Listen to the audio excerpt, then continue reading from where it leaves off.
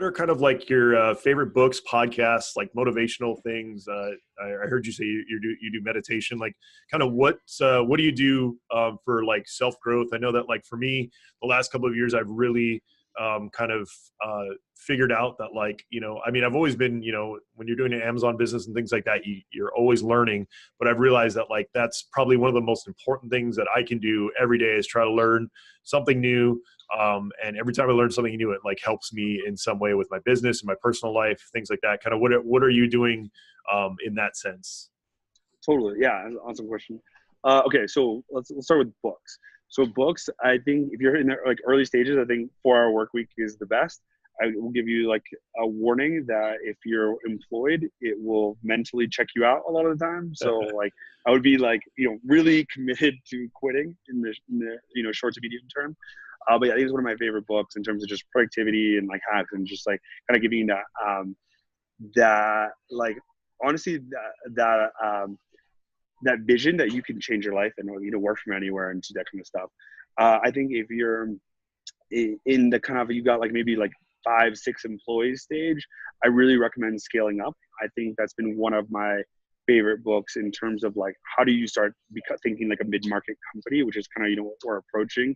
And so putting in like a lot of that structure, it's a lot more boring, truthfully, but it's kind of the stuff that you need to do if you really want to get to that, I think, like 100 million mark. And then I think for recruiting, some of my favorite books are like Who and Top Grading are both really good books if you're kind of thinking about that kind of stuff. For podcasts, I love podcasts. Like, I think I learned a ton from there. I'm like, kind of ridiculous. I like to listen at like 1.5 or 2x speed just to be more efficient. But I think Marketing School by like Neil Patel and Eric Sue is really, really good. Oh, that's one of my favorites. Yeah, those guys are super smart. Yeah, I'm friends with Eric. Like, they do like bite-sized like 7-minute videos, which is really cool. Or like I guess podcasts.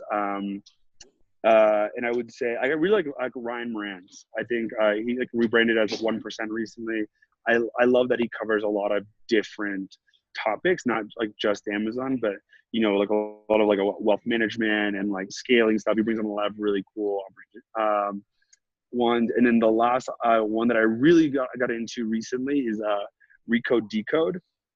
And so that one's Kara Swisher. And do you listen? Yeah, that one's like amazing. But yeah, she brings in like a lot of cool, like amazing, like Elon Musk's and like Sheryl Sandberg kind of people, and then also like politicians and other stuff too, which I think is great. Really high profile.